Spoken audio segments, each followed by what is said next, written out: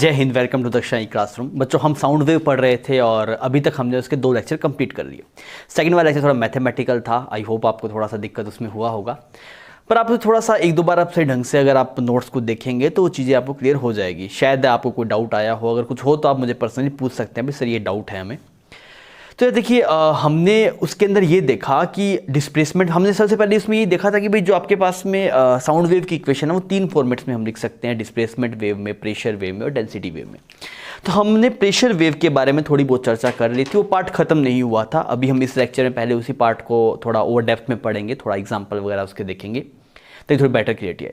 तो एक बार हम फटाफट प्रेशर वेव वाले मैटर को थोड़ा सा रिवाइज कर लेते हैं। तो उसमें हमने ये देखा था कि अगर हम जो प्रेशर वेव का एक्सप्रेशन आता है ऐसे तरीके delta P is equal to कितना आता है आपके पास प्रेशर वेव वहां पे, that is minus beta ds by D X, ऐसा कुछ एक्सप्रेशन आया था प्रेशर वेव का। ये एक्सप्रेशन था भाई, अगर आपको डिस्प्लेसमेंट वेव गिवन हो तो प्रेशर वेव आप ऐसे निकाल सकते हैं। बीटा क्या था बच्चों? बल्क मॉडुलस था, और ये ds बाई डी एक्स मतलब differentiation of displacement wave with respect to x।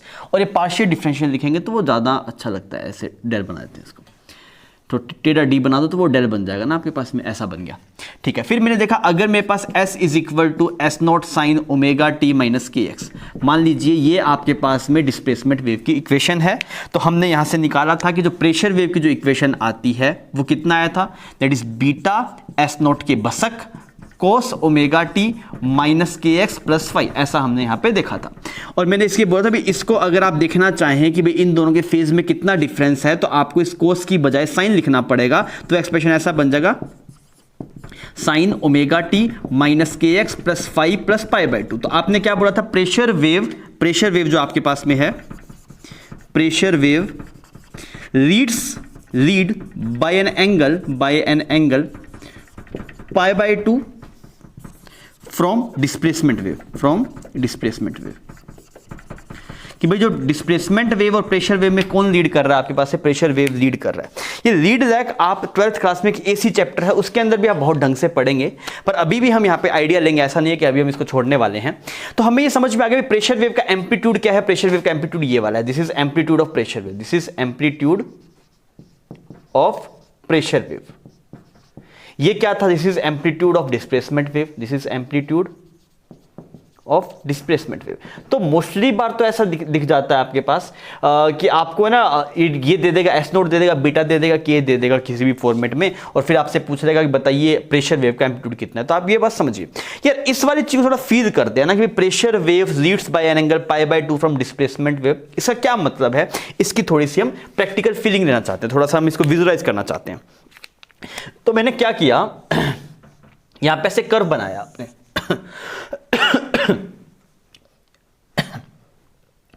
यहां पे आपने ऐसे कर्व बनाया, और तो अगर आप देखिए, अगर आप इस वाली इक्वेशन को बनाएंगे, हमने ऐसे यहां पे कर्व बनाया टी के रिस्पेक्ट में या फिर एक्स के रिस्पेक्ट में, एक आपने ऐसे कर्व बनाया ना। तो अगर आप देखेंगे इस वाली इक्वेशन को अगर आप प्लॉट करेंगे किसी टाइम को फिक्स करके, मान लीजिए आपने टाइम को फिक्स कर दिया और आप इस इक्वेशन को प्लॉट कर रहे हैं, कोई बेसिक इक्वेशन, उसमें मान लेते हैं कि ये टर्म कुछ ऐसे है, ये टर्म कुछ ऐसे है आपके पास, और ये वाली टर्म आपके पास में कुछ ऐसी होगी। ठीक है, फाई की वैल्यू में 0 मान के चल रहा हूं ना, तो ये कुछ ऐसा बन गया आपके पास। तो आइए अब हम इसका ग्राफ प्लॉट करते हैं, इस वाले कर्व का।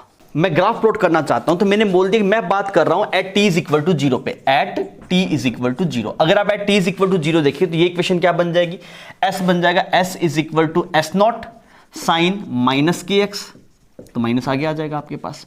और जो प्रेशर वेव बनेगी वो क्या बन जाएगी, प्रेशर वेव बन जाएगी आपके पास that is amplitude, that is beta S not K, और यहां पे बन जाएगा कोस के एक्स, बिकॉज बनेगा actually cos minus K X, वो माइनस को कोस खा जाता है तो दिक्कत नहीं होती।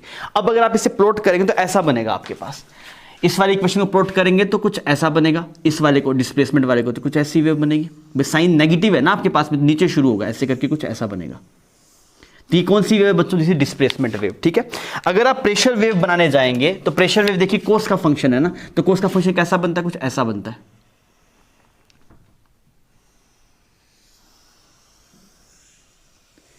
तो अगर आप देख रहे हैं ब्लैक वाले में, तो ये जो है ब्लैक वाले से जो बना है, this is displacement wave, this is displacement wave. ये हो सकता है आपको तो गणित थोड़ा दिक्कत कर रहा हूं, मुझे एक फाइनली चीज कंक्लूड करवानी है ना, वो चीज अगर आपको याद रहेगी तो उसमें कई बार थ्योरेटिकल कहीं पूछ सकता है उसमें ना। तो वैसे इसमें कोई बहुत बड़ी चर्चा नहीं है, यहां तक कहानी आपको समझ में आई थी। हमने क्या किया, t इज इक्वल टू 0 पे प्लॉट किया। हम करना क्या चाहते हैं, हम इसको फील करना चाहते हैं भाई साहब, ये π/2 लीड करने का मतलब क्या है, मैं आपको वो दिखाना चाहता हूं। तो मैं सबसे पहले इसको प्लॉट किया तो वो ये बन गया। अच्छा, इस वाली इक्वेशन को प्लॉट किया आपने t इज इक्वल टू 0 पे, तो -kx इसको प्लॉट किया तो ये बन गया। तो ये ब्लू वाला जो है वो तो प्रेशर वेव को शो कर रहा है, और ब्लैक वाला आपके पास में डिस्प्लेसमेंट वेव को शो कर रहा है, प्रेशर वेव। क्लियर?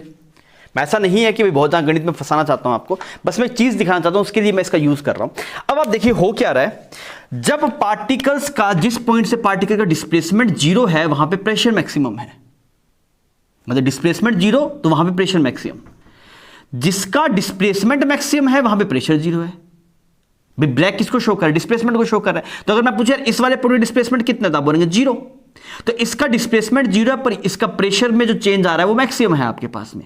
मतलब जैसे मान लीजिए यहां पे ऐसे एक कॉलम है आपके पास में, ऐसे एयर कॉलम है, तो अगर मान लीजिए यहां पे ऐसे कोई पार्टिकल था, तो इस पार्टिकल का डिस्प्लेसमेंट 0 है, ठीक है, इसका डिस्प्लेसमेंट 0 है, बस इस रीजन में जो प्रेशर का डिफरेंस होगा वो क्या होगा, मैक्सिमम होगा। ऐसा ही तो हो रहा है भाई, इसका डिस्प्लेसमेंट 0, इसका प्रेशर का डिफरेंस मैक्सिमम। यहां पे देख रहे हैं तो अच्छा, इसका डिस्प्लेसमेंट मैक्सिमम तो इसका प्रेशर का डिफरेंस 0, इसका डिस्प्लेसमेंट 0, इसका प्रेशर का डिफरेंस में मिनिमम। मतलब आपके पास में डिफरेंस तो मैक्सिमम ही है, ये एम्पलीट्यूड पे आ गया आपके पास। यहां पे अगर आप देख रहे हैं अच्छा, आपके डिस्प्लेसमेंट मैक्सिमम तो प्रेशर 0। तो जब आपके पास में डेल्टा एक्स मैक्सिमम पे होता है तो इस वाले ग्राफ से आप क्या प्रेडिक्ट कर सकते हैं, अगर आप इस ग्राफ से कंक्लूजन देखें, कंक्लूजन फ्रॉम अबव कर्व, तो वो क्या है आपके पास में, when delta S is maximum then delta P is 0।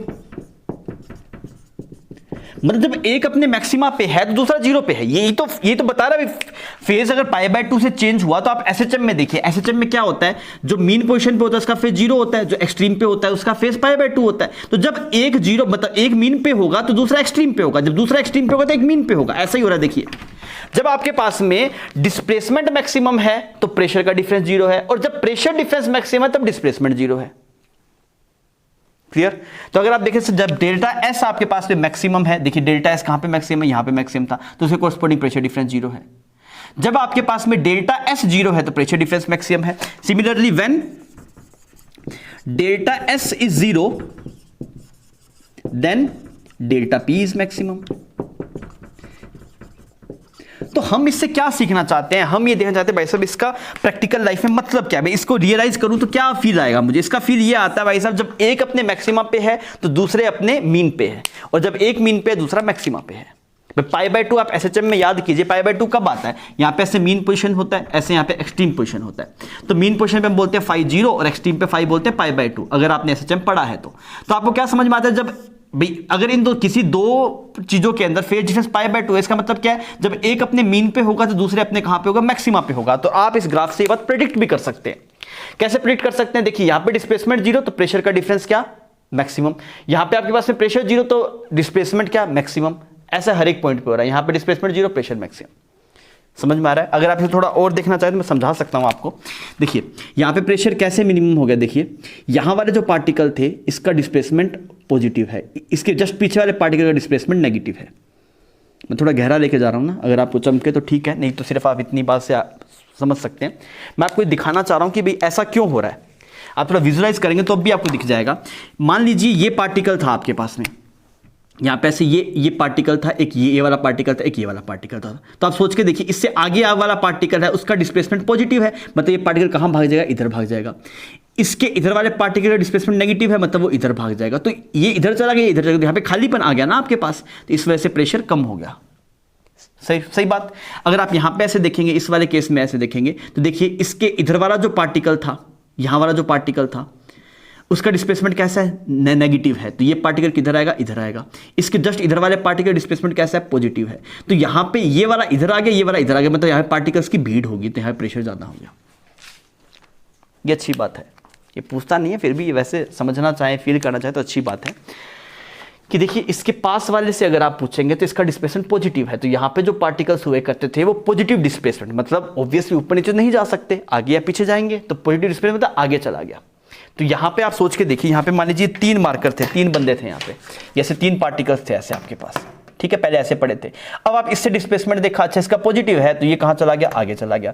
अच्छा इसका डिस्प्लेसमेंट नेगेटिव है तो पीछे चला गया। तो अब ये यहाँ पे अकेला बच गया ना, क्योंकि इससे आगे वाला मार्कर आगे चला गया, पीछे वाला पीछे चला गया, तो ये अकेला बच गया, इस वजह से प्रेशर कम हो गया।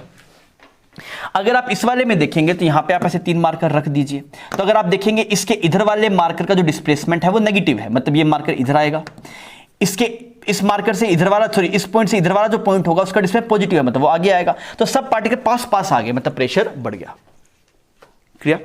तो हमने क्या देखा है, हमने लास्ट लेक्चर बस इसकी बात नहीं की थी, बाकी ये सब बात तो की हुई थी। बस आपको ये समझ में आना चाहिए भी फेज π/2 का मतलब क्या होता है। अगर आपके पास फेज डिफरेंस π/2 है, इसका मतलब ये है कि जब एक अपने मैक्सिमा पे है तो दूसरा आपके पास मीन पे होगा, तो दूसरा मिनिमा पे नहीं होगा, एक मैक्सिमा पे है दूसरा मीन पे होगा। एक चीज अगर मैक्सिमम पे है दूसरी मीन पे होगी, मतलब अगर प्रेशर मैक्सिमम है तो जो डिस्प्लेसमेंट वाला पार्टिकल होगा वो मीन पे होगा, अगर डिस्प्लेसमेंट वाला मीन पे है तो प्रेशर वाला मैक्सिमम पे होगा। π/2 का मतलब समझ में आ रहा है? तो ये वाली बात आपके पास में थ्योरी में कई बार पूछी जा सकती है कि जब डिस्प्लेसमेंट मैक्सिमम है आपके पास में तो चेंज इन प्रेशर 0 है, और जब डिस्प्लेसमेंट 0 है पार्टिकल्स का तो चेंज इन प्रेशर क्या है, मैक्सिमम है। ये बात आपके पास इंपॉर्टेंट है। हम देख रहे हैं what is meaning of what is feel of delta phi is equal to π/2। इसकी फील क्या है उसका जवाब ये ऊपर वाली बात है। तो चाहे तो आप देसी भाषा में, अपनी भाषा में इसको लिख भी सकते हैं कि π/2 फेज डिफरेंस का मतलब क्या है। ठीक है बच्चों, तो आप इसको छाप लीजिए। फिर आइए मैं आपको कुछ सवालों पे लेके चलता हूँ, वहां से थोड़ा प्रेशर वेव के कोरस्पोंडिंग जो भी सवाल पूछे जा सकते हैं उस पर थोड़ी चर्चा करेंगे। बच्चों एक और चीज पे थोड़ी चर्चा कर लेते हैं, फिर अपने सवालों में बढ़ेंगे। देखिए जो आपके पास ये एक्सप्रेशन बना delta P is equal to beta S not K cos omega T minus K X plus five, ऐसा कुछ एक्सप्रेशन बना है। तो ये क्या बता रही है, change in pressure, this is giving change in pressure, change in pressure, ये चेंज इन प्रेशर दे रहा है। जैसे वहां पे जो डिस्प्लेसमेंट वेव थी वो डिस्प्लेसमेंट दे रहा था आपको, वो एक्चुअल पोजीशन नहीं दे रहा था। अगर आप बात करेंगे एक्चुअल प्रेशर अगर आप पूछेंगे तो वो क्या होगा आपके पास, दैट इज इनिशियल प्रेशर। वो क्या प्रेशर होगा, जैसे मान लीजिए एयर कॉलम का जो इनिशियल प्रेशर था, अगर एयर एटमॉस्फेरिक प्रेशर पे है तो एटमॉस्फेरिक आ जाएगा प्लस डेल्टा पी, ये आपके पास में एक्चुअल प्रेशर होगा। क्लियर है? तो यहां से हमें एक्चुअल प्रेशर नहीं मिलता, ये बात खतरा करके आप मेंशन करेंगे क्या, यहां से हमें एक्चुअल प्रेशर मिलता नहीं है। यहां से हमें सिर्फ क्या मिलता है, यहां से हमें मिलता है चेंज इन प्रेशर कितना है। तो अगर आपके पास एक्चुअल प्रेशर गिवन होगा तो वहां से आप चेंज इन प्रेशर निकाल पाएंगे। क्लियर? ये बात इंपॉर्टेंट है, ध्यान रखिएगा इसको ना। आइए थोड़ा सवाल करते हैं। सवाल में मैं सबसे पहले सिंपल सी बात करता हूं, एक सिंपल सवाल देता हूं मैं आपको। मैं बोल रहा हूं कि जो इक्वेशन है S S is equal to, ऐसे गिवन है 3mm साइन 40 माइनस 3x, ऐसी है आपके पास में। ठीक है, और बल्क मॉडुलस आपको गिवन है, बल्क मॉडुलस है आपके पास में 2 × 10⁵, ये आपके पास है बल्क मॉडुलस है। ठीक है, और दैट इज न्यूटन पर मीटर स्क्वायर, क्योंकि बल्क मॉडुलस की यूनिट प्रेशर की यूनिट के बराबर होगी, बिकॉज नीचे change in volume by initial volume है ना, वॉल्यूम से वॉल्यूम की डायमेंशन कट जाएगी, तो जो प्रेशर की डायमेंशन होती है वही बल्क मॉडुलस की डायमेंशन होती है। देखिए ना, ऐसा था ना, beta is equal to delta P divide by delta V by V, तो ये तो डायमेंशनलेस क्वांटिटी है, तो जो प्रेशर की डायमेंशन है वही बल्क मॉडुलस की डायमेंशन है। क्लियर?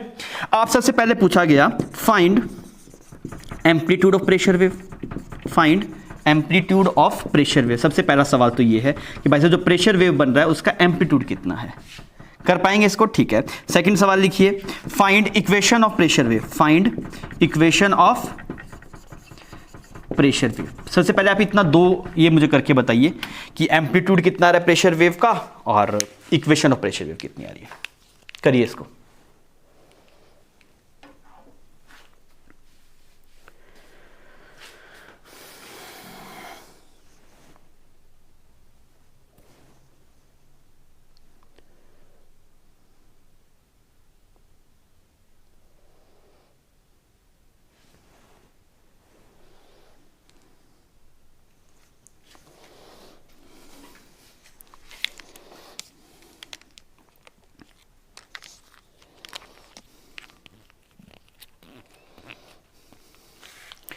हाँ भी हुआ, मैं कर रहा हूं इसको, अगर आपने नहीं किया है तो आप स्क्रीन को पॉज कर लीजिए। सबसे पहले देखिए, जो प्रेशर वेव का जो एम्पलीट्यूड है वो डेल्टा पी मैक्स जिसको हम बोलते हैं, वो क्या होता है बच्चों, वो होता है बसक बीटा एस नोट के। तो बस ये वैल्यू पुट कर देते हैं। बीटा की वैल्यू कितनी है, बीटा की वैल्यू 2 × 10⁵।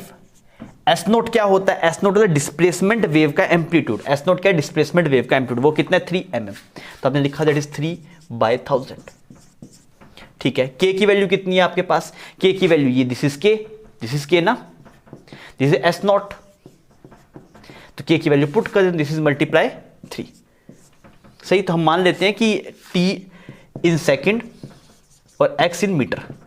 अगर मान लीजिए एक्स सेंटीमीटर में होता आपके पास में, तो यहां पे फिर इसको कन्वर्ट करना पड़ता आपके पास में।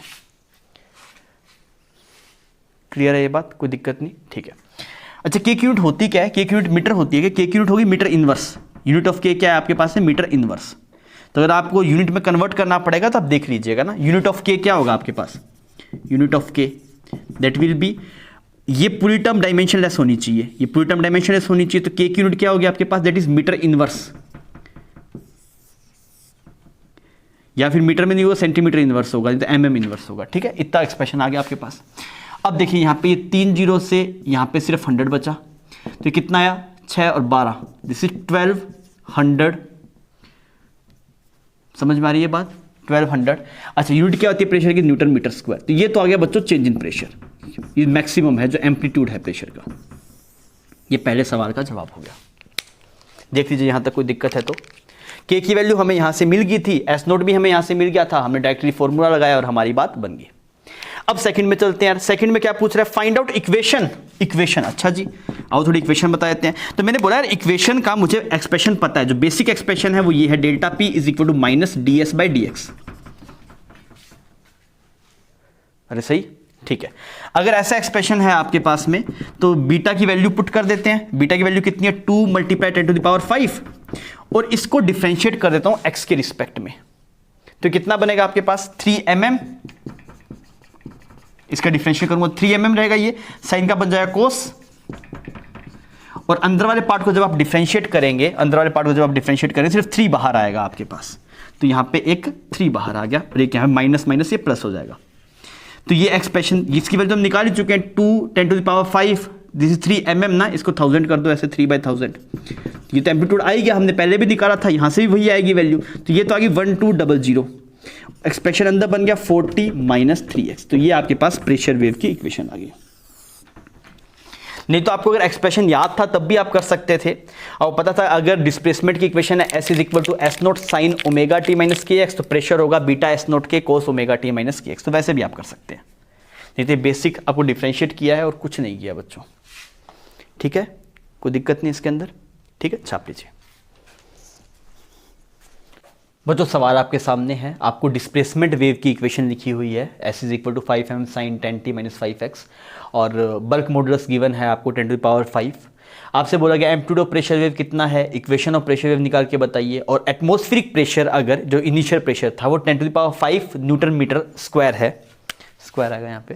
तो आपसे बोला गया फाइंड प्रेशर एट इस पोजीशन और इस टाइम पे प्रेशर एक्चुअल में कितना होगा। समझ में आ रही है बात। तो 3 सवाल है, आप खटाखट इसको करके बताइए, फिर अपने आगे बढ़ेंगे।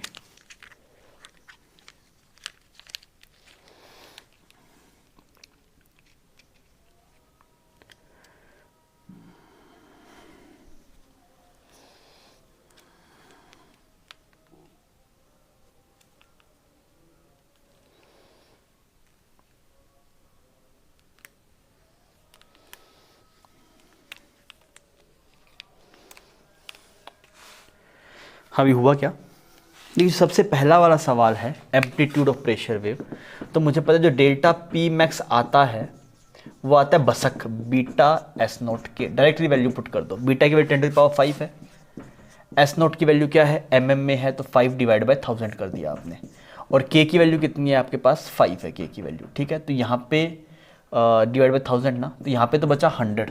तो ये कितना है 2500 न्यूटन मीटर स्क्वायर। ये आ गया भाई साहब आपके पास में, दैट इज प्रेशर वेव का एम्पलीट्यूड आ गया। सेकंड पार्ट देखते हैं। सेकंड में क्या बोल रहा है, इक्वेशन ऑफ प्रेशर वेव की बात की है। तो या तो आप ऐसे कीजिए, डेल्टा पी को लिखिए, delta P is equal to minus beta ds/dx, आप डिफरेंशिएट कर लो। नहीं तो हमें इक्वेशन याद है, जो डेल्टा पी आता है वो आता है बीटा एस नोट के cos omega T minus K x, omega T minus K x, अगर साइनोसॉइडल इक्वेशन हो। देखिए साइनोसॉइडल इक्वेशन है तो ऐसा बन जाएगा आपके पास। तो यहाँ पे कितना है, बसक की वैल्यू हम निकाल चुके हैं, बसक की वैल्यू कितनी है 2500, कॉस ओमेगा की वैल्यू पुट कर दो 10t माइनस 5x। या तो आपको एक्सप्रेशन याद है, आप डायरेक्टली भी कर सकते हैं, नहीं तो अगर आप डिफरेंशिएट करना चाहें तो आप डिफरेंशिएट करके भी लिख सकते हैं। क्या ठीक है।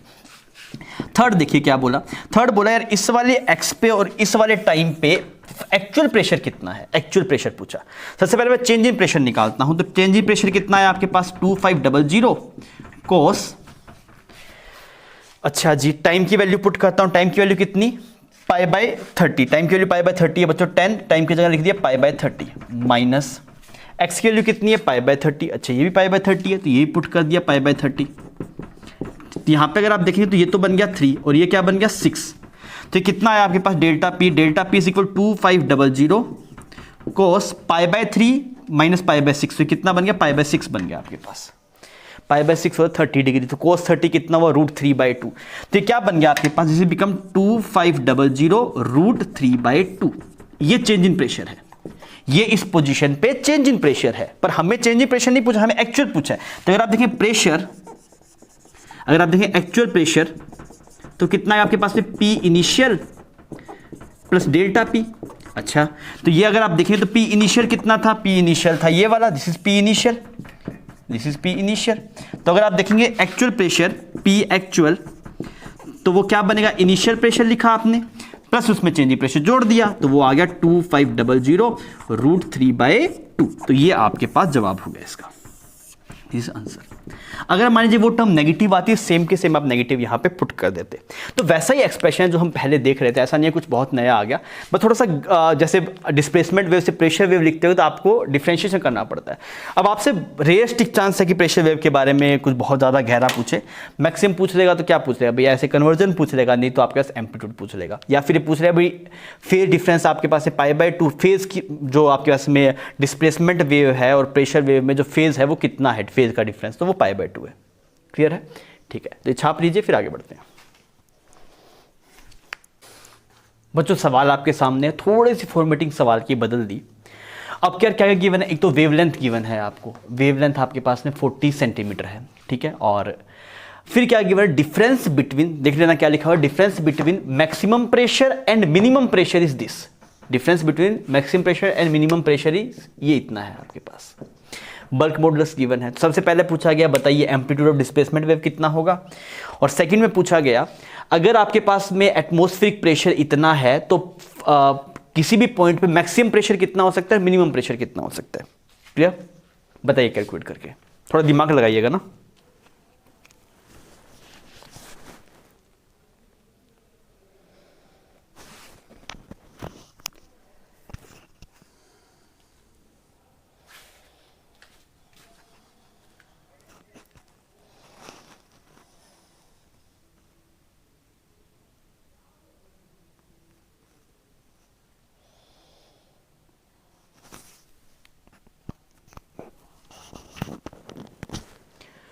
हाँ भी हुआ, देखा जाए, ठीक है यार। इस लैंग्वेज का मतलब देखते हैं, इस क्या क्या मतलब, difference between maximum pressure and minimum pressure. अच्छा मैक्सिमम प्रेशर कितना होता है, पी मैक्स कितना होता है, पी मैक्स होता है P atmosphere plus delta P, that is amplitude of pressure wave. अच्छा अगर आप देखें पी मिनिमम, तो ये कितना आ गया आपके पास, डेल्टा पी मैक्स बोल देते हैं ना इसको, नहीं तो इसको बीटा एस नोट के लिख लेते हैं, बीटा एस नोट के, ठीक है। पी मिनिमम कितना है, P ATM minus beta S note के, अरे सही है। तो अगर इन दोनों का डिफरेंस गिवन है तो इन दोनों डिफरेंस कितना आएगा आपके पास, तो वो आएगा 2 बीटा एस नोट के, ये आएगा भाई इसका डिफरेंस जो आएगा, दैट इज इन दोनों में पी मैक्सिमम और पी मिनिमम में डिफरेंस निकाल तो कितना है 2 बीटा एस नोट के, और ये किसके बराबर है 2 × 10⁻³ तो इस 2 ने इसको मार दिया, मतलब बसक की वैल्यू अब की बात जो बीटा एस नोट के की वैल्यू है वो है 10⁻³ अब हमें क्या निकालना है, अब हमें निकालना है ये एस नोट निकालना है, यही है ना एम्पलीट्यूड ऑफ डिस्प्लेसमेंट वेव। अच्छा पर उसके लिए के नहीं गिवन, के क्या होता है, के होता है ω/v या फिर 2π/λ, यहाँ पे क्या यूज कर सकते हैं, लैम्डा गिवन है तो 2π/λ यूज कर सकते हैं, तो मैंने बोला 2π और ये बन गया 40/100, इसने इसको मार दिया, यहाँ पे 2 आ गया और यहाँ पे आपके पास 5 आ गया, तो कितना आ गया 5π आ गया ना के, देख लीजिए,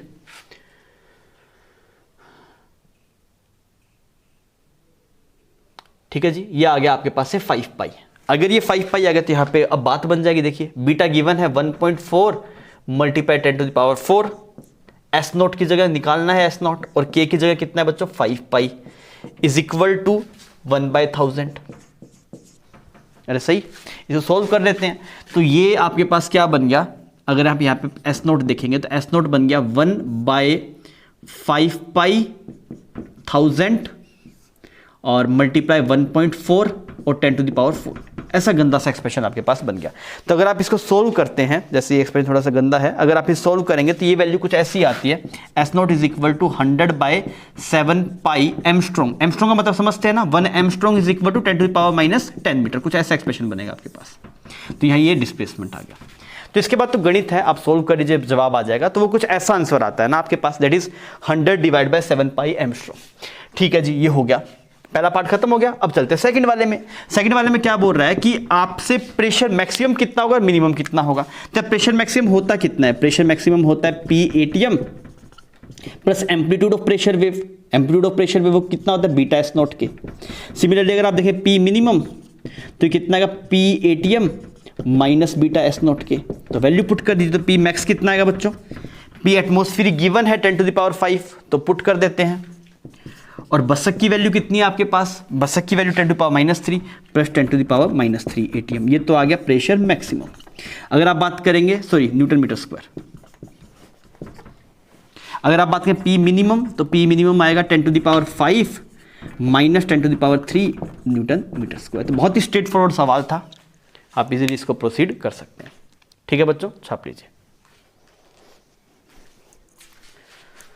बच्चों अभी तक हम प्रेशर वेव की चर्चा कर रहे थे और उसमें हमने सवाल वगैरह सब कर लिए, उसके में फील आ गई। अब हम आगे बढ़ते हैं, और अब भी जैसे जैसे हम आगे बढ़ेंगे वैसे से इंपॉर्टेंट टॉपिक की बढ़ती जाएगी। मतलब अभी जो हम पढ़ रहे हैं वो ज़्यादा इंपॉर्टेंट है एज प्रीवियस वाला पार्ट तो मैंने पहले बताया था, वो न्यूमेरिकल पार्ट है, उसमें calculation, sorry that is calculative part, उसमें मैथमेटिक्स बहुत ज़्यादा थी, वो पार्ट ज़्यादा इंपॉर्टेंट नहीं था। कुछ कुछ बातें इंपॉर्टेंट थी, वो मैं आपके साथ में लेक्चर एंड में हमेशा शेयर करता रहा हूँ कि ये चीज़ इंपॉर्टेंट थी, ये चीज़ इंपॉर्टेंट थी। तो अब आइए अपने बात करते हैं वेलोसिटी ऑफ साउंड वेव की। वेलोसिटी ऑफ साउंड वेव आप याद कीजिए, एक तो k से आपको, जैसे मान लीजिए अगर आपको वेव नंबर गिवन हो तो k is equal to ω/v से आप वेव वेलोसिटी निकाल सकते हैं। पर हमेशा ऐसा जरूरी नहीं है कि इक्वेशन गिवन हो। भाई हमें जैसे हम बोल रहे हैं तो हमें साउंड की इक्वेशन कहाँ से पता है, मुझे नहीं पता भाई, मुझे क्या पता है मीडियम क्या है, ये मुझे पता है। तो कुछ और टर्म्स के अंदर मतलब साउंड वेलोसिटी निकल के आए थोड़ा ठीक रहेगा। जैसे अगर आपको याद होगा तो जो स्ट्रिंग में जो वेव वेलोसिटी आई थी वो आई थी √T/μ, वेलोसिटी वाज √T/μ, तो T था टेंशन, μ था मास पर यूनिट लेंथ। तो उसी हिसाब से अगर कुछ वेलोसिटी हमें दिखे तो बढ़िया होगा।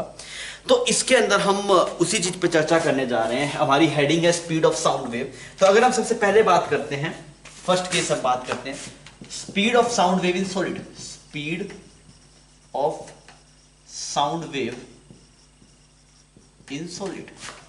पहली बात ये समझिए, सॉलिड में साउंड ट्रेवल करता है कि नहीं करता। सॉलिड के अंदर साउंड ट्रेवल करता है कि नहीं करता, हाँ करता है। कैसे आप याद, मतलब कैसे आप फील कर सकते हैं इस चीज को। अगर आपको ऐसे याद होगा तो आप बचपन में ऐसे करते थे, भाई स्कूल का बेंच हुआ करता, उस पर कान रख लिया करते थे, फिर दूसरा बंदा उस पर ढोलक सा बजाया करता था, उसकी आवाज बहुत अच्छे से आया करती थी। नहीं, जैसे एक बेंच था, उस बेंच पे अगर आप कान रख के इधर ऐसे म्यूजिक देंगे तो उसकी साउंड बहुत ही अच्छे से आपको सुनाई देती थी। तो साउंड सॉलिड के अंदर ट्रैवल करती है। तो ये बात सबसे अपने आप में नहीं है, मतलब लोगों को डाउट रहता है कि भाई साउंड क्या सॉलिड में ट्रैवल करती है। हाँ, साउंड सॉलिड में ट्रैवल करती है। बात समझ में आ गई, ठीक है। तो यार अगर मान लीजिए आपको कभी निकालना होगा साउंड की स्पीड सॉलिड के अंदर, तो उसका फॉर्मूला आता है velocity is equal to √y/ρ। ये आपके पास में फॉर्मूला है speed of sound in solid के अंदर, ठीक है, ये फॉर्मूला है। चलिए इसमें क्या क्या टर्म्स है। v क्या बता रहा है, v तो बता रहा है स्पीड ऑफ साउंड। y है आपके पास में Young's modulus of elasticity, this is Young's modulus of elasticity,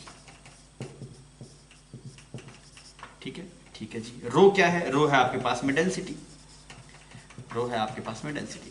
तो अगर कभी आपको सॉलिड में पूछे कि भाई साहब इस सॉलिड शेप के अंदर स्पीड कितनी है, तो आपको एक तो यंग्स मॉडुलस की रिक्वायर होगी और एक डेंसिटी की रिक्वायरमेंट होगी। अगर आप ऐसे मतलब ये दोनों वैल्यू आपको पता है तो आप इजीली प्रोसीड कर सकते हैं, ठीक है सर, सॉलिड की कहानी खत्म होगी। अब मान लीजिए जैसे एयर में साउंड की स्पीड क्या है, लिक्विड में मतलब पानी में साउंड की स्पीड क्या है। पहली बात अगर मैं आपसे पूछूं एयर में साउंड की स्पीड ज्यादा आती है कि पानी में ज्यादा आती है, तो फील हमें क्या आता है कि एयर में ज्यादा आती है, पर ऐसा होता नहीं। एक्चुअली लिक्विड में पानी के अंदर साउंड की स्पीड अच्छी खासी आती है। तो यार वो हम कैसे देखेंगे सर, मतलब गैस में साउंड की स्पीड कितनी है, लिक्विड में कितनी, तो वो कैसे चेक करेंगे, वो अभी हमें नहीं पता। सॉलिड तो मुझे पता है, मान लीजिए जैसे टेबल के एक एंड पे आपने साउंड को कुछ म्यूजिक बजाया तो वो उस तरफ सुनाई देगा ना, अगर आप वहां पे कान लगाएंगे तो किस स्पीड से वो प्रोपेगेट कर रहा है, तो इस स्पीड से प्रोपेगेट कर रहा है। पर हमें अभी हम आगे बढ़ते हुए हम बात करते हैं speed of sound, speed of sound in fluids,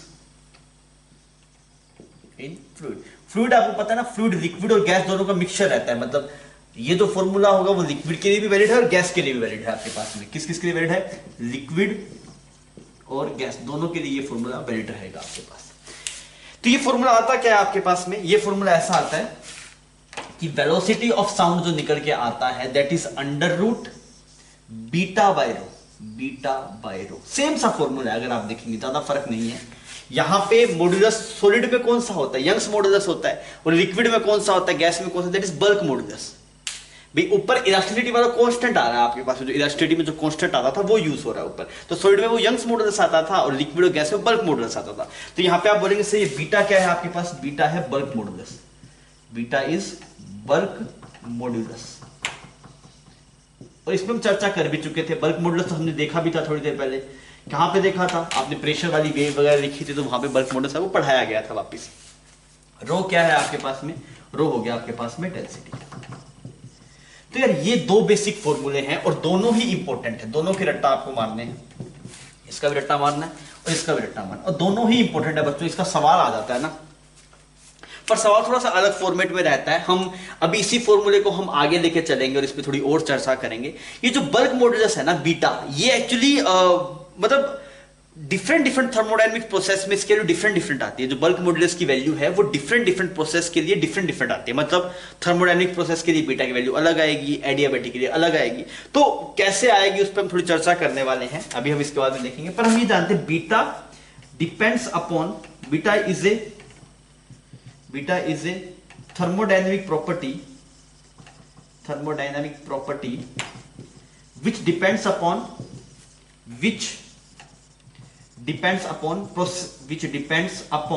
thermodynamic process। अभी मैं देखूंगा जैसे जैसे हम प्रोसेस बदलेंगे वैसे वैसे बीटा की वैल्यू बदलती रहेगी। ऐसे देख के लग तो नहीं रहा, लग तो ऐसा रहा एक बार जो बीटा की वैल्यू आ गई वही रहेगी, नहीं, प्रोसेस के हिसाब से बीटा की वैल्यू बदलती रहेगी। अगर प्रोसेस आइसोथर्मल होगा तो बीटा की वैल्यू अलग आएगी, और सब अलग अलग वैल्यू होगी तो हो जाएगा। क्लियर। तो बच्चों ये दो फॉर्मूले हैं और इससे स्ट्रेट फॉरवर्ड सवाल आ सकता है, तो आप पहले इसको छाप लीजिए और सही ढंग से दिमाग में सेट कर लीजिए। तो हमने ये देख लिया था कि भाई सॉलिड में जो साउंड की वेलोसिटी आता है वो आता है that is under root of Young's modulus divide by density, और लिक्विड या फिर गैस में आता है that is beta by rho, ऐसा एक्सप्रेशन आया। अब यार आप देखिए, अभी हम बात करें न्यूटन्स फॉर्मूला की, मतलब न्यूटन यहाँ पे भी आ गया ना, न्यूटन ने यहाँ पे भी पीछा नहीं छोड़ा, वो साउंड के अंदर भी एंटर हो गया। न्यूटन ने हर एक फिजिक्स के हर एक पार्ट पे उन्होंने रिसर्च की और यहाँ पे भी रिसर्च की, पर यहाँ पे वो सही ढंग से कामयाब नहीं हुए। कैसे कामयाब नहीं हुए अब उस पर बात करेंगे। तो न्यूटन का फॉर्मूला है कि साउंड की स्पीड आप कैसे निकाल सकते हैं। तो न्यूटन ने क्या बोला, न्यूटन ने ये बोला जब साउंड प्रोपेगेट करता है ना, जैसे साउंड ऐसे प्रोपेगेट कर रहा है, तो ये जो प्रोसेस है वो आइसोथर्मल है। न्यूटन ने बोला भाई जब आप जैसे एक यहाँ पे खड़े हैं, अब मैं बोल रहा हूँ तो वहां पे बात जा रही है, तो एक प्रोसेस जो है ये कि जिसमें साउंड, जिस प्रोसेस से साउंड ट्रेवल करता है प्रोसेस इज आइसोथर्मल। तो न्यूटन ने क्या बोला, न्यूटन ने बोला according to Newton sound transfer, sound propagation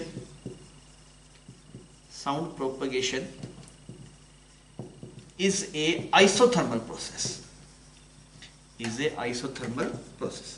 Newton की ये बात थी जो न्यूटन ने बताई थी। न्यूटन ने बोला भाई साहब जो साउंड प्रोपेगेट करता है ना, तो जो प्रोसेस रहता है आपके पास से, वो प्रोसेस कैसा है आपके पास में, दैट इज आइसोथर्मल प्रोसेस। अब इससे क्या होगा भाई, अब ऐसा नहीं है कि भाई अगर आइसोथर्मल प्रोसेस है तो मतलब वो क्या velocity is equal to beta by rho, वो फॉर्मूला रहेगा, वेलोसिटी का एक्सप्रेशन तो वही रहेगा। वेलोसिटी का एक्सप्रेशन कितना है, अंडर रूट बीटा बाय रो। पर न्यूटन ने बताया भाई आइसोथर्मल प्रोसेस के लिए बीटा कैसे निकालते हैं वो हम थोड़ा देखते हैं।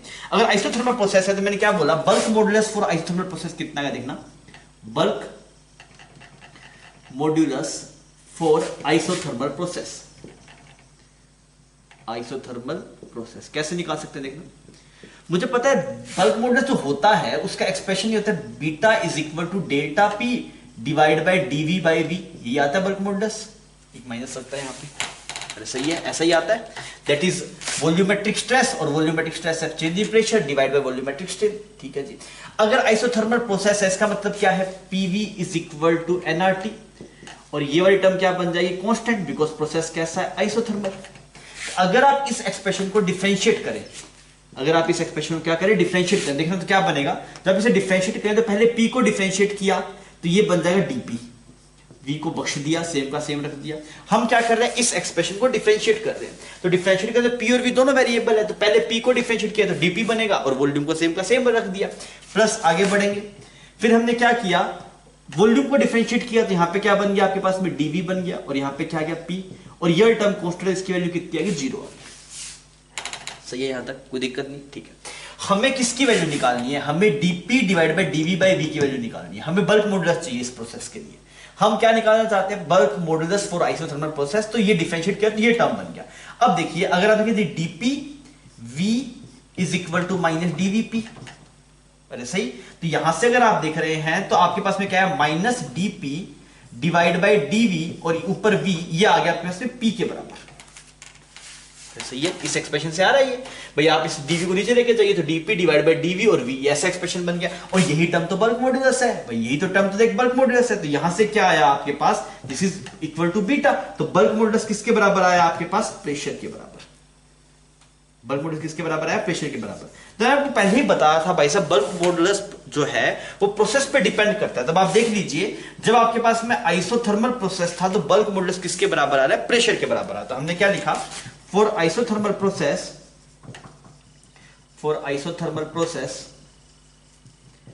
bulk modulus is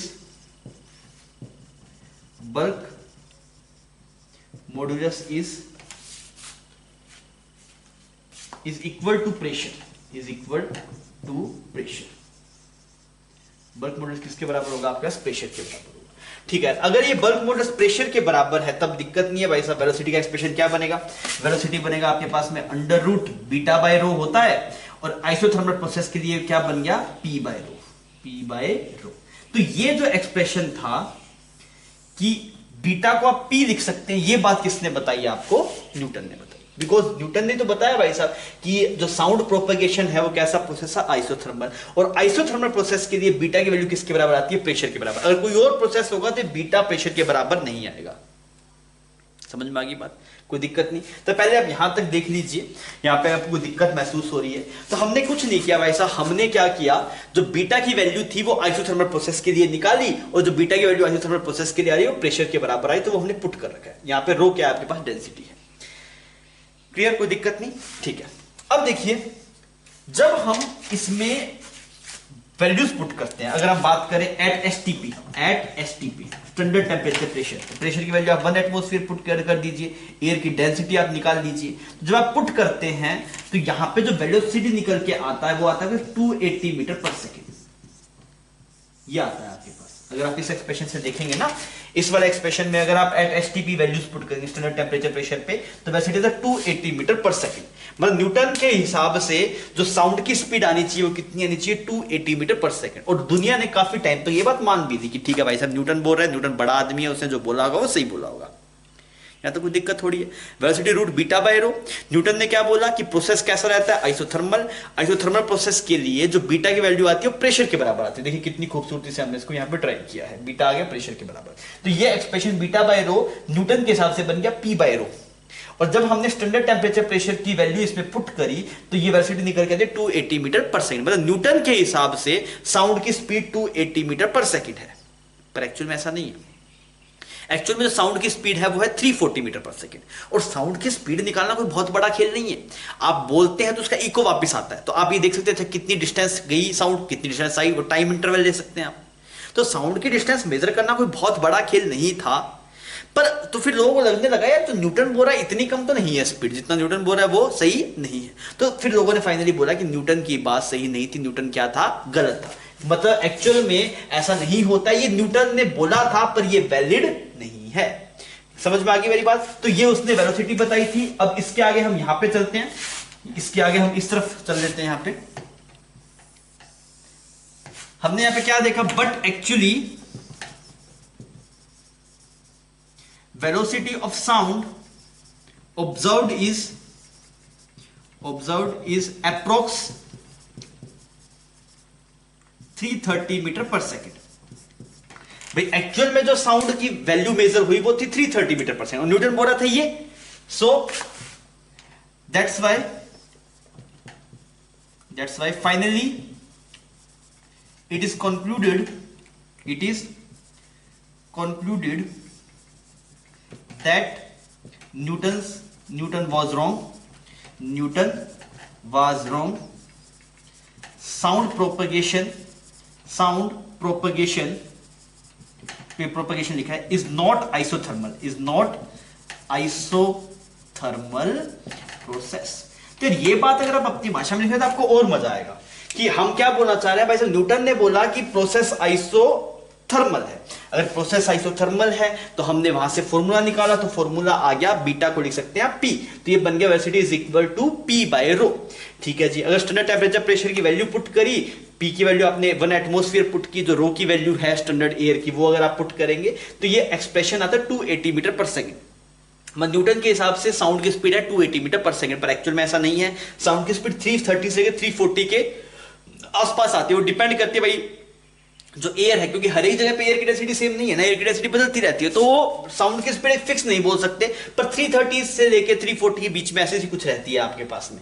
तो ये तो अच्छा खासा गैप था यार, थोड़ा बहुत गैप होता तो लोग क्या पता मान भी जाते, पर एक्चुअल में है 330, वो बोल रहा है 280, तो बहुत अच्छा खासा डिफरेंस है। तो फाइनली लोगों ने कंक्लूड किया जो न्यूटन ने बोला वो सही नहीं था, ये गलत था। तो फाइनली आप लिखेंगे कि भाई साहब न्यूटन लॉ सही नहीं है, न्यूटन लॉ गलत है, पर न्यूटन ने दिया था वो इसलिए बताया कि न्यूटन बहुत बड़ा बंदा था, तो उससे कुछ गलत बात बताई तब भी वो पढ़नी पड़ेगी हमें। हाँ भाई न्यूटन ने ये बात बताई थी, क्योंकि फिजिक्स के रिवोल्यूशन में न्यूटन का बहुत बड़ा हाथ रहा है। समझ में आ गई मेरी बात? तो फाइनली हम यहां पे आप लास्ट में लिख लेंगे जो ये ऊपर वाली जो बात है जो न्यूटन ने बोली कि साउंड आइसोथर्मल प्रोसेस में ट्रेवल करते हैं, वो बात गलत है, वो सही नहीं है। तो सही क्या है उस पर हम थोड़ी चर्चा करेंगे, पहले आप इसको छाप लीजिए।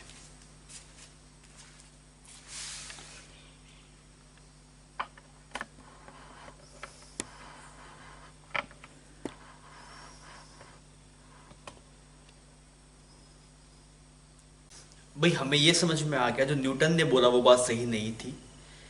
वेलोसिटी का फॉर्मूला रूट बीटा बाय रो ही होता है, उसमें कोई दिक्कत नहीं है, पर न्यूटन ने बोला कि प्रोसेस आइसोथर्मल है। जब साउंड प्रोपेगेशन होता है किसी गैस में तो ये प्रोसेस आइसोथर्मल होता है, तो उसके हिसाब से जो बीटा की वैल्यू आई थी वो पी के बराबर है, प्रेशर के बराबर।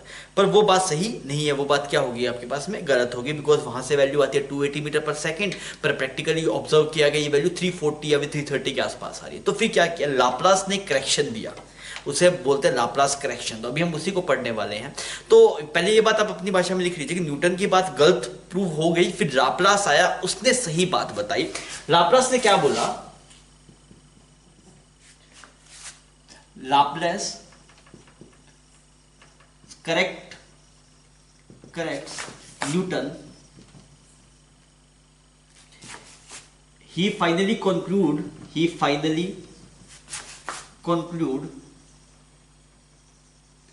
that sound propagation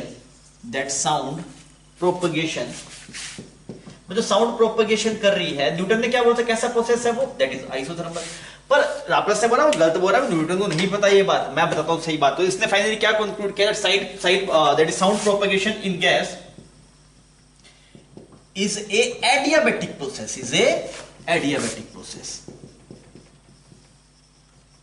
ठीक है जी, दोनों में डिफरेंस क्या है, न्यूटन बोल रहा था भाई साहब आइसोथर्मल प्रोसेस है, लाप्लास क्या बोल रहा है एडियाबैटिक प्रोसेस है। ठीक है, और एडियाबैटिक प्रोसेस क्या होता है भाई, एडियाबैटिक प्रोसेस याद है क्या? हाँ बिल्कुल याद है, PV to the power gamma क्या रहना चाहिए, कांस्टेंट रहना चाहिए। ये प्रोसेस क्या होता है एडियाबैटिक। ये बात बोली लाप्लास ने, न्यूटन ने बोला था PV is equal to constant, because that was isothermal process ना। तो ये तो था लाप्लास करेक्शन। अगर आप बात करें न्यूटन ने क्या बोला, न्यूटन ने बोला था PV is equal to constant. ठीक है ये बात ठीक है। तो मैंने क्या बोला, बल्क मॉडुलस निकालो भाई, क्यों? क्योंकि साउंड का फॉर्मूला चाहिए, तो साउंड का फॉर्मूला बीटा बाय रो, पहले बल्क मॉडुलस निकालो। तो मैंने बोला दैट इज बल्क मॉडुलस किसके लिए, फॉर एडियाबैटिक प्रोसेस, हम निकालना चाह रहे हैं भाई साहब कि इस एडियाबैटिक प्रोसेस के लिए बल्क मॉडुलस कितना आएगा। तो कैसे करेंगे बल्क मॉडुलस के लिए, हमें पता है bulk modulus delta P divide by dV by V, तो डिफरेंशिएट करना पड़ेगा इसको। तो डिफरेंशिएट करने जाएंगे तो आप क्या बोलेंगे, इसको डिफरेंशिएट किया पहले तो डीपी बन गया, V to the power gamma को बख्श दिया, इसको छेड़ा नहीं, प्लस अब इसको डिफरेंशिएट करेंगे तो गामा पहले आ जाएगा तो ये बन जाएगा V to the power gamma minus one. अरे सही, इसको डिफरेंशिएट करूंगा तो gamma V to the power gamma minus one और डीवी, तो ऐसे डिफरेंशिएशन होगा इसका। अब ये पी को बख्श दिया आपकी बार इज इक्वल टू जीरो। समझ में आता है ना, पहले इसको डिफरेंशिएट किया तो इसको बख्श दिया, फिर इसको डिफरेंशिएट करूंगा तो गामा पहले आएगा, फिर V to the power gamma minus one और फिर वी का डिफरेंशिएशन हो जाएगा डीवी और ये पी आ गया। अब देखिए ये V to the power gamma minus one से ये कट जाएगा, बिकॉज ये मान लीजिए ये एक्स क्यूब है तो एक्स की पावर 4 है, ये इससे एक पावर ज्यादा है, तो अगर आप इस पूरे को काटेंगे तो सिर्फ यहाँ वी बचेगा। समझ में आ गया, तो क्या बना आपके पास ये DP V plus gamma DVP is equal to zero. अब मेरे को समझ में आया, कुछ कुछ दिखाई दे रहा है। कैसे दिखाई दे रहा है, मुझे चाहिए होता है बल्क मॉडुलस और वो होता है dP divide by dV by V. तो डीपी भी है, डीवी भी है और वी भी है, तो आइए इसको थोड़ा अरेंज कर लेते हैं। तो देखिए यहाँ पे क्या बन गया, dP V divide by dV is equal to gamma P, ऐसा बन गया। देख लीजिए एक्सप्रेशन, इसको इधर लेके जाएंगे तो dP V divide by dV, तो ऐसे बन गया गामा पी के बराबर। और यही तो बल्क मॉडुलस होता है, देखो ढंग से देखोगे तो आपको चमकेगा भाई साहब, यही तो बल्क मॉडुलस है। Change in pressure divide by that is volumetric stretch divide volumetric strain, ये आता है dP divide dV by V, तो ये आ गया बल्क मॉडुलस। तो बल्क मॉडुलस कितना आ गया बच्चों, बल्क मॉडुलस आ गया गामा पी। यानी बल्क मॉडुलस सही मजेदार चीज है यार। आइसोथर्मल प्रोसेस के लिए आया था सिर्फ पी और एडियाबैटिक प्रोसेस के लिए आ गया गामा पी। तो ये आपके पास से बल्क मॉडुलस आ गया किस प्रोसेस के लिए, एडियाबैटिक प्रोसेस के लिए। This is bulk modulus, this is bulk modulus for adiabatic process. अब आप सोचिए, जब मास्टर ने शुरू में किया था तब आपको बताया था कि भाई साहब ये बीटा बहुत जालिम आदमी है, ये क्या करेगा, थर्मोडायनेमिक प्रोसेस के हिसाब से अपनी वैल्यू बदल लेगा। जब आइसोथर्मल था तो ये बल्क मॉडुलस था पी के बराबर, अब एडियाबैटिक हो गया तो ये हो गया गामा पी के बराबर। चमक रही है बात, कोई दिक्कत नहीं, क्रिस्टल क्लियर, ठीक है। आप देख लीजिए बीटा भाई साहब बदल रहा है अपनी वैल्यू। और प्रोसेस कुछ और होता, मान लीजिए एडियाबैटिक के अलावा कुछ पॉलीट्रोपिक प्रोसेस होता तो इसके लिए कुछ और आती। तो वैसे बीटा जो है बल्क मॉडुलस है वो थर्मोडायनेमिक प्रॉपर्टी है, वो क्या कहता है प्रोसेस के हिसाब से बदलता रहता है। अब अगर मैं पूछूं लाप्लास यार तू एक बात कर, तो मुझे ये बता साउंड का फॉर्मूला क्या होगा। तो उससे बड़ा बेसिक फॉर्मूला क्या होता है, मैंने बोला बीटा बाय रो। तो मेरे हिसाब से जो बीटा है वो किसके बराबर है, गामा पी के बराबर है। दिस इज गामा पी, तो क्या बन जाएगा गामा पी बाय रो। ये जो एक्सप्रेशन दिया वो दिया लाप्लास ने। गामा क्या है आपके पास, गामा पता है ना आपको, गामा क्या होता है, गामा होता है सीपी बाय सीवी। गामा क्या हो गया बच्चों, CP by CV, clear. P क्या है, प्रेशर, पी क्या है आपके पास, प्रेशर, और रो क्या है, रो हो गया डेंसिटी। और इसको आप कन्वर्ट करेंगे तो ऐसे भी लिख सकते हैं gamma R T by M. अरे ये कैसे कर दिया भाई, gamma R T by M, आसान है यार, इसमें कोई दिक्कत नहीं है। पी बाय रो की वैल्यू मैंने पुट की, पी बाय रो की वैल्यू आती है आर टी बाय एम। कैसे किया देखना, PV is equal to NRT, सही, PV is equal to NRT होता है, ठीक है जी। अगर आप देखिए तो पी वी एन को लिख दिया मास divide by molar mass R T, सही। तो अगर आप देखेंगे तो ये क्या बन जाएगा, P is equal to M divide by V R T by M. देख लीजिए ऐसे, इसमें कोई दिक्कत थोड़ी है। PV is equal to NRT था, एन को लिखा टोटल मतलब mass divide by molar mass. अच्छा अब इस वॉल्यूम को यहां ले गया तो मास बाय वॉल्यूम क्या बन गया, डेंसिटी। अब आप देखिए P by rho is equal to R T by M बन गया। तो आप इसको ऐसे लिख सकते हैं, तो P बाय रो को मैं लिख दिया gamma R T by M. तो ये एक्सप्रेशन जो आपके पास में है, ये जो फॉर्मूला हमारे पास में है, ये रट्टा मारना है वैसे, पर हम देख चुके हैं कि कैसे आया। क्योंकि देख ये जनरल एक्सप्रेशन है V is equal to beta by rho, और बीटा की वैल्यू एडियाबैटिक प्रोसेस के लिए गामा पी, ठीक है। और P बाय रो को क्या लिख सकते हैं, आर टी बाय एम, तो ये आर टी बाय एम लिख सकते हैं। अच्छा यहां पे अगर आप देखेंगे तो T क्या है बच्चों, T हो गया आपके पास टेम्परेचर, T क्या है आपके पास, टेम्परेचर, ठीक। M क्या है आपके पास, ये किससे पुट करना है, केल्विन में पुट करना है, दिस इज ये केल्विन में पुट करना है। R की वैल्यू कितनी हो जाएगी, R की वैल्यू हो जाएगी 8.314। M की वैल्यू क्या है, this is molar mass, this is molar mass, तो इसको भी आप केजी में पुट करेंगे। बात समझ में आ गई? तो यार अब हम अगर देखें तो स्टैंडर्ड फॉर्मूला ये था, बीटा की वैल्यू एडियाबैटिक प्रोसेस में गामा पी बाय रो, और पी बाय रो को लिख सकते हैं आप आर टी बाय एम। तो ये पूरा एक्सप्रेशन आपको याद होना चाहिए। गामा पता है सीपी बाय सीवी है, आर आपके पास में गैस कांस्टेंट, टी टेम्परेचर किससे पुट करना है केल्विन में, एम क्या हो गया आपके पास में मोलर मास हो गया। ठीक है बच्चों, तो ये फाइनल बात थी जो लाप्लास ने बताई थी, वो सही भी थी। पर लाप्लास को जैसे न्यूटन्स फॉर्मूला ना देके इसका लाप्लास की करेक्शन बोल दी, मतलब ये अगले बंदे की बेइज्जती कर दी। नहीं, जैसे मान लीजिए किसी ने कुछ गलत बोली, अब आपने उसको सही कर दिया, पर जिसने गलत बोली थी वो आदमी बहुत बड़ा था, तो आप क्या बोलेंगे, उसने पूरी गलत नहीं बोली, वो पूरा गलत नहीं, उसमें थोड़ी सी मिस्टेक रहेगी, बस इसे थोड़ा करेक्ट किया है उसको। ठीक समझ मेरी बात? जैसे मान एक आदमी बहुत बड़ा है, उसने कुछ किया वो बिल्कुल गलत था, अब आपने कुछ उसको बोला भाई ये इसने गलत करा है, पर आप बोल नहीं सकते बिकॉज वो आदमी बहुत बड़ा था आपके पास, तो हमने क्या बोला, हमने उसे करेक्ट किया है। एक्चुअली न्यूटन ने क्या बोला, न्यूटन ने बोला PV is equal to constant, तो इसके हिसाब से क्या हो गया भाई सर, लाप्लास ने बोला अच्छा नहीं नहीं, न्यूटन यहाँ पे गामा लगाना भूल गया। करेक्शन मतलब तो ऐसा ही होता है भाई सब कि आप एक चीज छूट गई आपके पास में, पर ऐसा नहीं था भाई, न्यूटन गलत था, ऑब्वियसली न्यूटन गलत था, लाप्लास सही था, पर न्यूटन का व्यक्तित्व तो बहुत बड़ा था, इस वजह से मतलब लाप्लास से उसका ज्यादा डोमिनेंस अभी भी है। बात समझ में आ गई? और ऑब्वियस यार कोई चीज जब हम बनाते हैं तो गलतियां हो जाती है, तो न्यूटन से भी गलती होगी, कोई बड़ी बात नहीं है उसके अंदर। तो आपको पूरा प्रोसेस एक बार आप ये बीटा का कन्वर्जन थोड़ा करके देखिएगा ना, कि एडियाबैटिक प्रोसेस में बीटा आ रहा है आपके पास में पी के बराबर, और इसमें अगर आप देख सॉरी आइसोथर्मल में आ रहा है पी के बराबर, और एडियाबैटिक में आ रहा है गामा पी के बराबर, तो वो कैसे है वो देख लेते हैं। ठीक है बच्चों, तो अपने आइए फटाफट एक बार रिकैप कर लेते हैं अभी वाले में हमने जितना पढ़ा है। पहले आप इसको छाप लीजिए, फिर हम थोड़ा रिकैप करेंगे अभी तक हम कितनी चीजें पढ़ चुके हैं इस लेक्चर के अंदर। ठीक है, छाप लीजिए बच्चों। एक बार अपने क्विक रिवाइज कर लेते हैं कि इस लेक्चर में हमने क्या क्या किया था। सबसे पहले हमने प्रेशर वेव की बात कर रही थी, तो हमें समझ में आया था कि प्रेशर वेव का जो एक्सप्रेशन आता है that is minus beta D S by D x. अच्छा, इसका जो एम्पलीट्यूड आता है आपके पास में वो ऐसे लिखी जाती है प्रेशर वेव, अगर that is beta S not के cos omega T minus K X plus Y, यही आपने किया था। अभी हम रिविजन कर रहे हैं, जितना पार्ट आज हमने पढ़ा है वो थोड़ा देख लेते हैं ना एक बार, ये हमने पढ़ा था। फिर हमने बोला ये एम्पलीट्यूड है आपके पास में प्रेशर वेव का, ठीक है जी, और जो फेज है आपके पास में delta phi in displacement wave and pressure wave, वो कितना है आपके पास प्रेशर वेव, ये कितना आया था बच्चों, this phase is pi by 2। इसका मतलब हमने ये देखा था कि अगर आपके पास में प्रेशर वेव का मैक्सिमा है, मतलब इसका मतलब ये होगा भी डिस्प्लेसमेंट वेव अपने मीन पोजीशन पे होगी। समझ में आ रही है ये बात? पाई बाय 2 फेज को मैंने आपको समझाया भी था। फिर उसके बाद में हमने जो बात की है वो वेलोसिटी की बात की है, तो वेलोसिटी का जो एक्सप्रेशन आया है वो आया है जनरल y बाय रो, ये किसके लिए आया है, सॉलिड के लिए आया, क्लियर। और अगर आप बात करें velocity is equal to beta by rho, ये किसके लिए आया आपके पास, फ्लूइड्स के लिए आया, चाहे वो गैस हो चाहे वो लिक्विड हो। फिर न्यूटन ने क्या बोला, अकॉर्डिंग टू न्यूटन क्या बोला था बच्चों न्यूटन ने, कि जो प्रोसेस है साउंड प्रोपेगेशन, कैसा प्रोसेस है, sound propagation is isothermal process, is isothermal, ये बात न्यूटन ने बोली।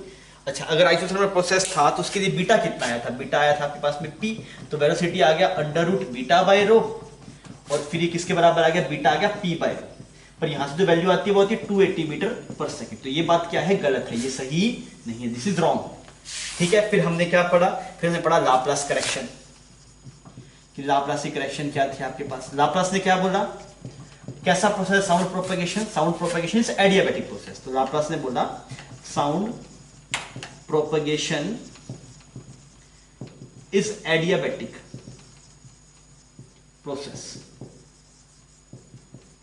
अच्छा, अगर ये एडियाबैटिक प्रोसेस है आपके पास में तो उसके लिए बीटा कितना आता है, उसके लिए बीटा आता है गामा पी। तो हमने देखा यार भाई साहब, मतलब ये जो बल्क मॉडुलस है वो प्रोसेस पे डिपेंड कर रहा है। एक्सोथर्मल के लिए प्रेशर के बराबर रहा था, एडियाबैटिक के लिए गामा पी के बराबर है। तो यहाँ से फॉर्मूला कितना है, रूट बीटा बाय रो, यहाँ से आपके पास में गामा पी बाय रो, सही। और इसी को एक और टर्म में लिखा गामा पी बाय रो को, that is gamma R T by M. तो आपको कन्वर्ट करके वापिस देखिएगा ना, आप देखिए कि आप खुद से पी बाय रो को आर टी बाय एम लिख पा रहे हैं क्या, एक बार खुद से आप ट्राई कर लीजिएगा। तो इस वाले लेक्चर में हमने इतना पढ़ा, तो इस लेक्चर को हम यहीं पे खत्म करते हैं। नेक्स्ट वाले लेक्चर के अंदर पहले हम लाप्लास करेक्शन की ही थोड़ी सी और चीज़ों पे थोड़ी चर्चा करेंगे, और फिर हम जो आपके पास में स्पीड ऑफ साउंड है उससे कुछ सवाल करेंगे। ठीक है बच्चों, तो इस लेक्चर को यहीं पे ख़त्म करते हैं, मिलते हैं नेक्स्ट लेक्चर के अंदर। तब तक आप सही ढंग से पढ़ते रहिए और ठीक है बच्चों, थैंक यू फॉर वॉचिंग। छाप लीजिए आप इसको।